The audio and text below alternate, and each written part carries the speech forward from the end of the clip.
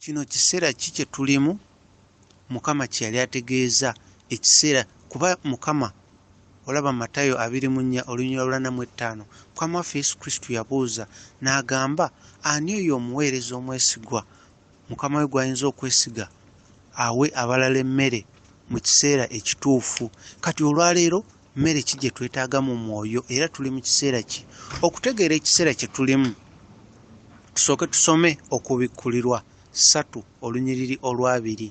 Okubikkulirwa 3:2 Mukama agamba nti ayimiridde ku mulyango era akonkona. Oyo yenna anaawulira eddoboozi lye n'aggulawo oluggi, Mukama ajja kuyingira mu nnyumba ye naye balye wamu. Owulidde ekintu ekyo? Naye balye wamu ekyeggulo. Ye naye balye wamu ekyeggulo. Wali Mukama abadde ayogera ani omuweereza Mukama we gw'aneesiga awa abalala emmere mu kiseera ekituufu. Ate wano Mukama mu kubikkulirwa 3:2 Mukama ayogera nti oyo anaawulira eddoboozi lye n'aggulawo omutima gwe, Mukama ajja kujja bali wamu ekyeggulo.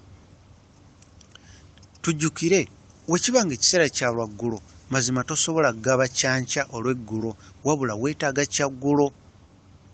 Ekyokulabirako abaana ba Isirayiri we baali mu ddungu nga batambula tulaba nti baalya emmere eyo Mukama gye yabaweereza emmaanu, naye baagiryanga ku makya. Ku makya baalyanga emmaanu, naye olw'eggulo oba obudde nga buzibye baalyanga ekinyonyi.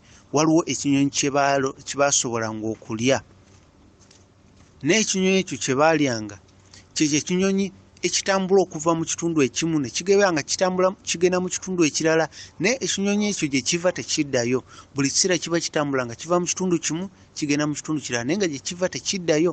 Abaana ba Isirayiri ekyo ekinyonyi kye baalyanga ekiro, ate ku makya oba obudde bw'emisana baalyanga emmaanu.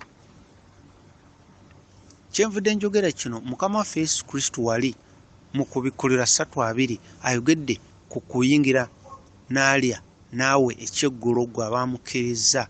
Ate tulaba abaana ba Isirayiri baalyanga ekinyonyi kino obudde obw'ekiro, emisana baalyanga emmaanu. Ekinyonyi kino olaba nti ekinyonyi kino kyekinyonyi ekitambula ne kiva mu kitundu ekimu ne kigenda mu kitundu ekirala, naye nga gye kiva tekiddayo. Kyekinyonyi kye baalyanga obudde obw'ekiro. Ate we tuba tutunuulidde obudde, kuba kati tugezaako kulaba tuli mu budde ki, kuba Mukama waffe abuuza wali olaba mu Matayo 24:45 Mukama abuuza n'agamba muweereza ki omwesimbu Mukama gw'anaakwasa ennyumba awa abalala emmere mu kiseera ekituufu. Kati ngezaako kulaba kulaga ali eyawuliriza ekiseera ki kye tulimu.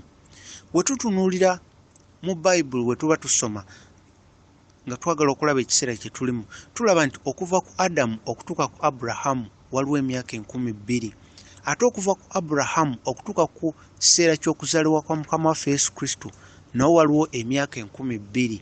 Kati ate okuva ku kuzaalibwa kwa Mukama waffe Yesu Kristo okutuuka olwaleero waliwo emyaka 12. Gyonna awamu olaba nti gy'emyaka egijja gituukira ddala mu myaka 6. Abo abaali bagenzeeko mu ggulu oba oyo anaagendako mu ggulu ewa Mukama waffe, w'ogendayo osobola okulaba eringanga wano ku nsi gy'oyinza okuyita kalenda. W'ogenda Mukama waffe w'atuula, w'ogenda entebe kitaffe w'atuula, wansi awo, wansi wennyini ng'entebe eri wano naye w'otunula wansi ojja kulaba esobola okuba nga kalenda. Eriko buli kimu okuva ku kutonda kw'ensi eno okutuuka ensi gy'erikoma, buli kimu oba kalenda ogiraba. Kati ngezaako okulaga kiseera kye tulimu. Olaba nti we baali mu ddungu abaana ba Isirayiri nga batambula, emisana baagobereranga empagi ey'ekire, gye baagobereranga emisana nga waliwo ekire kye bagobereranga, waliwo empagi ey'ekire nga yeebawa ekkubo okutambula mu ddungu kuba baali tebamanyi kkubo gye balaga. Baatunuuliranga ekire ekyo, empagi ey'ekire nga gye bagoberera obudde obw'emisana, kubanga empagi ey'ekire eno yalinganga omukisa, kuba ekire kitegeeza mukisa, kuba ekire kye kireeta enkuba, enkuba bw'etonnya ebyo bye babalima ne bikula. Naye ate obudde obw'ekiro tebagobereranga mpagi eno ey'ekire, wabula obudde obw'ekiro wabangawo empagi ey'omuliro abaana ba Isirayiri gye bagobereranga nga bali mu ddungu. gye bagobereranga nga bali mu ddungu, nga bali mu wilderness, empagi eno ey'omuliro. Kati we tuba twogera ku munyenye okugwa okuva waggulu ne zigwa, ne twogera ku musana enjuba obutawa kitangala kyayo, tujjukire Matayo 6:33. Mukama atugamba tusooke tunoonye obwakabaka bwa Katonda, ebirala byonna bijja tugattirwako. Leero mu kanisa ebiseera bingi tetubuliddwa kunoonya bwakabaka bwa Katonda.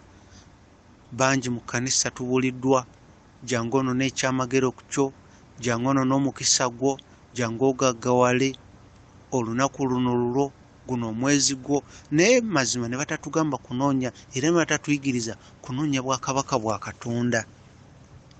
Y'ensonga lwaki twogera ne tugamba nti mazima enjuba tevuddeemu kitangala kyayo, enjuba nga y'ekkanisa tevuddeemu kitangala kyayo. Singa obuweereza buno bwonna obw'emirundi 5 tubadde buli omu asobola okukola omulimu gwe, pasita oba kale nabbi naawe obunnabbi, omutume naye naawa obuweereza bwe kuba nawo bwanjawulo, omusomesa naye naakola omulimu gwe, pasita naakola omulimu gwe, omubulizi naye naakola omulimu gwe, kuba bwonna obuweereza bwanjawulo. Era nga olwa mu kitabo kya Ephesians chapter 4 okuva ku lunyiriri olwa 11 okutuuka 15, Mukama atulaga nti bwonna obuweereza obwo buli bumu bwanjawulo, naye bwonna bukola ekintu kimu, kuzimba kikula kya Kristo ekiri mu ffe, kituuke ku kipimo kya Kristo bwe yali ng'ali kuno ku nsi. Tunoonye Mukama mu mwoyo ne mu mazima, oyo amunoonya ajja muzuula. Tusooke tunoonye obwakabaka bwa Katonda, ebirala byonna bijja tugattirwako. Tusooke tunoonye obwakabaka bwa Katonda, obwakabaka bwa Katonda, ebirala byonna bijja tugattirwako. Ne bwe tuba nga tunoonya byamagero, tunoonya mukisa, mwaka ku mwaka tusaba mukisa, mazima tujjukire Mukama kye yatugamba, tusooke tunoonye obwakabaka bwa Katonda. Kubanga watali bwakabaka bwa Katonda, omulabe Sitaani tetujja mutegeera. Tusooke tunoonye obwakabaka bwa Katonda, obwakabaka bwa Katonda bwe bunaabeera mu ffe, olwo tujja kwongera okutegeera Katonda tulabe nga ye. Tujja kuwangula buli kimu ekitwetoolodde, n'ebirala byonna bijja tugattirwako. Mukama bakuume, baagala nnyo.